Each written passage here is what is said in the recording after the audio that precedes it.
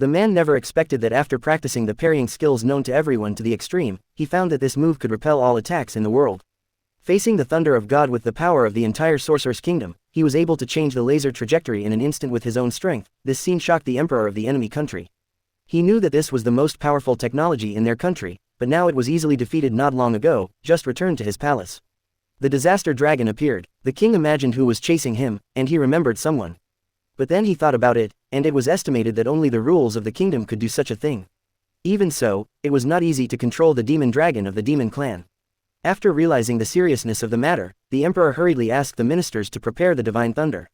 Everyone began to block. However, even so, the emperor had to insist on shooting the thunder of God because there was no other way at this time.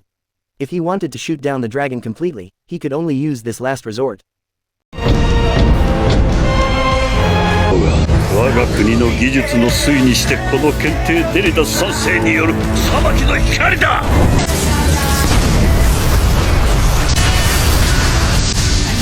Seeing this scene, everyone was stunned. It didn't matter if the thunder god didn't shoot down the demon dragon. Even because it was scattered, the power of the thunder god suddenly moved towards them uncontrollably. The ministers were also stunned. They resigned and gave up their jobs. In order to live longer, they took off their clothes and hats and began to flee. The emperor was left alone, to see the results of his hard work for many years. After blocking the attack on the other side, Mr. Noor also began to fall uncontrollably, but fortunately there was a foothold in front of him so he was not injured. At this time, the emperor in the palace was also controlled by Randaeus of the magical empire to prevent him from destroying the country. They planned to behead the old man who brought harm to the country to atone for the kingdom's mistakes. However, when they were about to take action, Mr.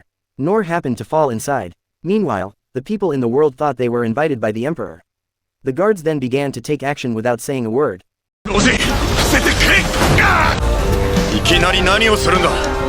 Seeing the behavior of Mr. Noor in protecting the emperor, the people in the stone world became more convinced of their own ideas, so they planned to join them all this time, but they never expected that Mr. Noor would block all their attacks at the same time with just a flick of his hand. After understanding the difficult journey, his opponent wanted to persuade Mr. Noor to immediately hand over the person, but the perpetrator who plunged the country into chaos must be held accountable. Can't the solution be resolved through dialogue?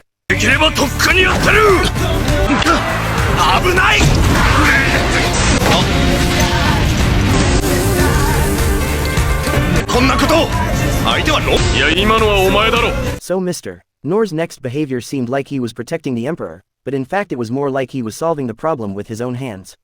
It is estimated that if this continues, the emperor will most likely be killed by Mr. Noor before the people in the stone world take action. After discovering that something was wrong, Randaeus immediately explained the reason why they wanted to kill the emperor to let Mr. Noor know that they have no enmity, they should hand over the emperor. When he finished speaking, the princes and others finally came.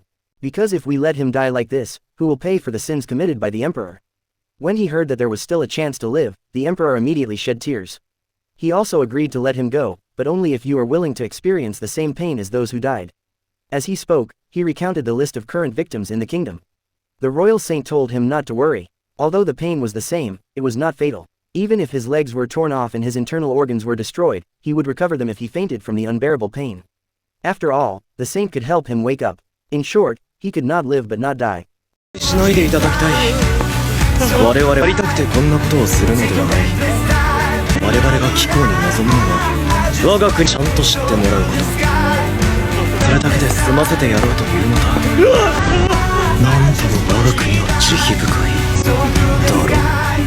As soon as all this was negotiated, they also planned to leave here. Now that the emperor has retired, his grandson will be chosen as the heir. After the hero and the others returned to the kingdom, they also told the whole story to the king. As the main contributor to resolving the crisis, the king wanted to ask the hero what reward he wanted Lord Noor, but he didn't want anything. But if it was difficult for the king to set an example for everyone if he didn't accept his reward. So, under the continuous request of the king, Lord Noor had to make a request, that is, he hoped that this devil boy could live a normal life like ordinary people. This also made the king a little surprised, because he was called the descendant of the devil of the country who hated the devil. But after all, it was the hero who saved the country, so after careful consideration, the king agreed to this request, but in order to avoid trouble, he had to stay in the country. Not in a residential area like Lord Noor, but must be guarded by Aegis Innis, so that he could protect him at the same time. そんなに急がなくても誰にも取られないぞ。